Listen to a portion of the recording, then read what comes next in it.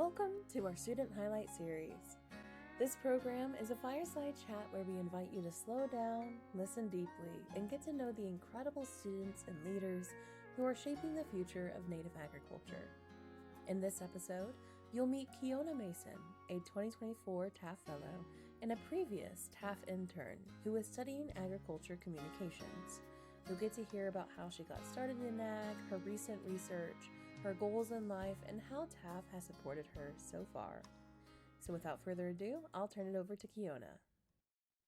My name is Keona Mason. I am a member of the Kickapoo tribe of Oklahoma, and I'm currently a master's student at Oklahoma State University studying agricultural communications.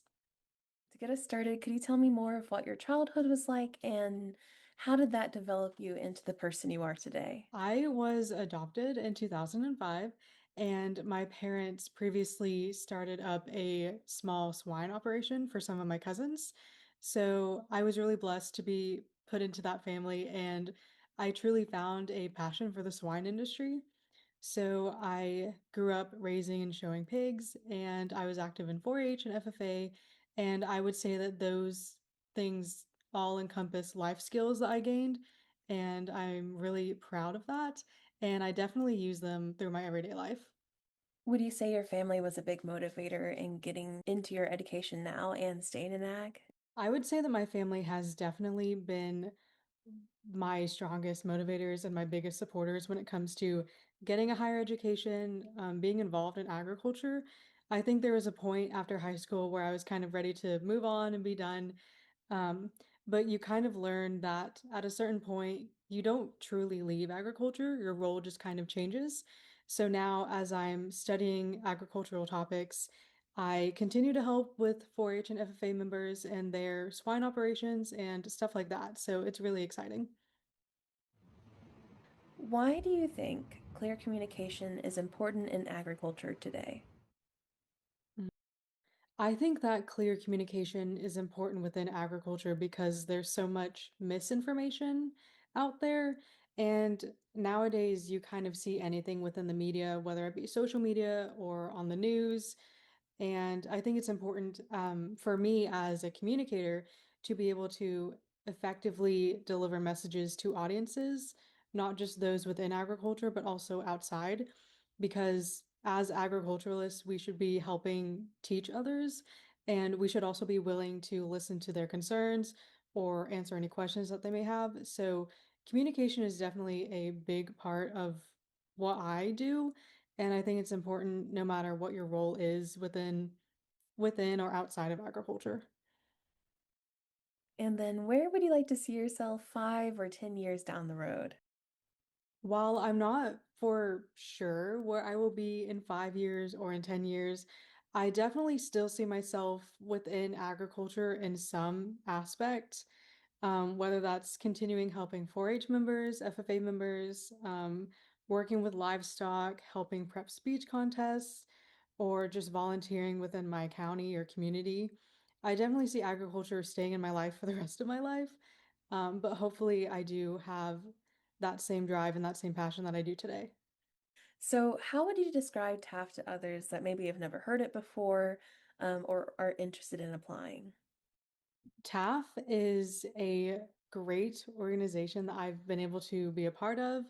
And I would say that it is something that puts you a little bit out of your comfort zone and it expands your mind a little bit. I know that for me coming into it, I wasn't really sure what to expect. There wasn't a lot of specific information that was given, but we attend retreats every year and we have quarterly meetings via Zoom. And I think it's a great opportunity to expand your network as well.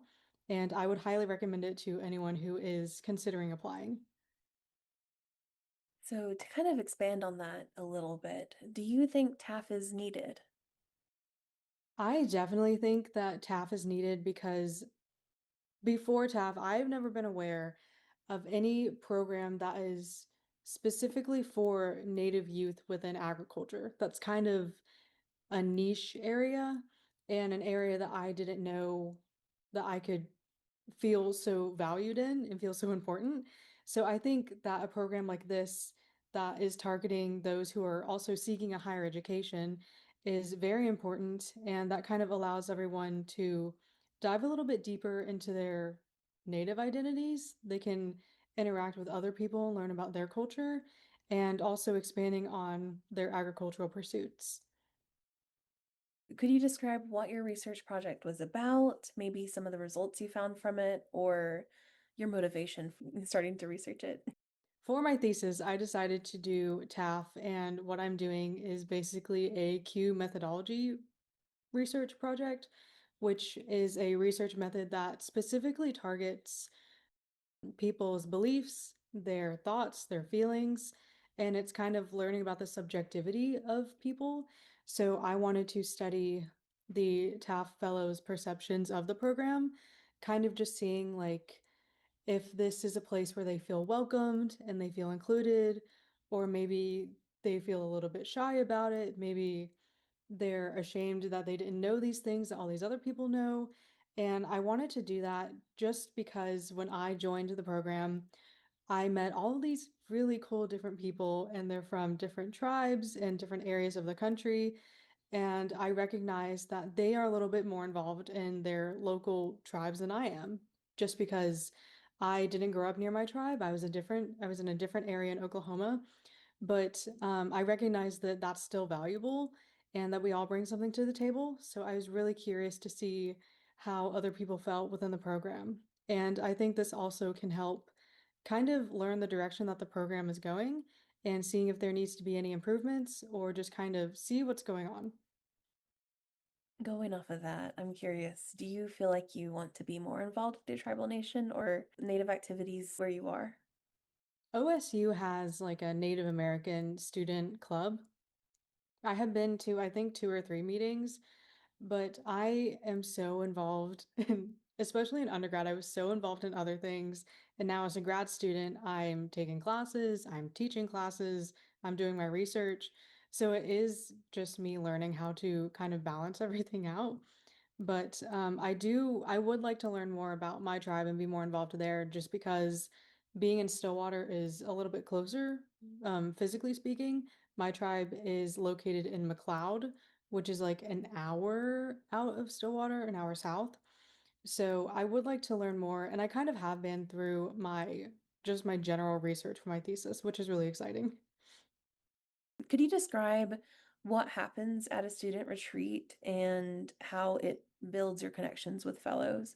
So this can be whichever one you've been to. It could be this past one or another one. But for someone that doesn't know what happens at a student retreat, what's your experience like? The student retreats are my favorite part of TAF just because that's the one chance we can all be together physically in one location, which is really cool because some people you don't see throughout the whole year. At the student retreats, they pick a location for us to go somewhere in the country. Previously, it's been Spokane, Washington, North Carolina, where we visited the Lumbee tribe, and Boston, Massachusetts. So we usually tour some locations and interact with a tribe that is local to whichever area we're in. Typically, the staff has really good connections, so we're able to interact with a lot of different people and just learn about their ways of living, whether that's on the East Coast where it's more, you see more of seafood and stuff like that, compared to maybe like Oklahoma where it's like really strong in like wheat or like cattle, stuff like that. So, what else do we do? At the retreats, there's also a lot of time for bonding among the fellows. So we get a chance to interact with one another, kind of learn our why we wanted to be a TAF fellow, what motivates us, and what drives us to continue to get our higher education and strive to be a strong Native youth within agriculture. And it also allows us a lot of time to get to know the staff as well, and they get to go over their hopes and their dreams for us, which is really supportive. And the retreat overall is just a time for us to kind of connect with one another. And then, do you have any advice for students that want to either go to college or stay in the agriculture field based off of your experiences? One of my biggest piece of advice to anyone who is interested in pursuing higher education or maybe finding a career within agriculture is to find a mentor and ask a lot of questions. I know that I wasn't initially planning to study ag communications right out of high school. I wanted to do something completely different. And I had a lot of discussions with my parents and my advisors at my junior college. And then eventually, when I moved to Oklahoma State, I had a lot of talks with my advisors there. So, mentorship is definitely a big thing for me personally. But I would also say to keep an open mind and understand that agriculture is really broad and there's a lot of different areas within it, ranging from livestock production to STEM. So it's really important to keep an open mind and to ask questions. We hope you enjoyed learning about Keona's journey and that you've learned more about the importance of agricultural communications. From educating consumers about how their food gets to their table to advocating for producer needs, the communication field has a wide variety of impacts that's crucial to the growth of agriculture.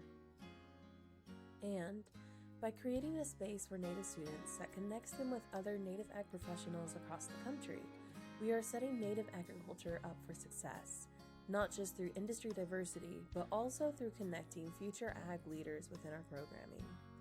Until next time, thank you for supporting our fellows. We love sharing the work our incredible students are doing, and if you would like to hear more about the next generation of Native ag leaders, we welcome you to subscribe to our YouTube channel today. And to learn more about TAF programming and our fellows, please visit our website at taffellows.org.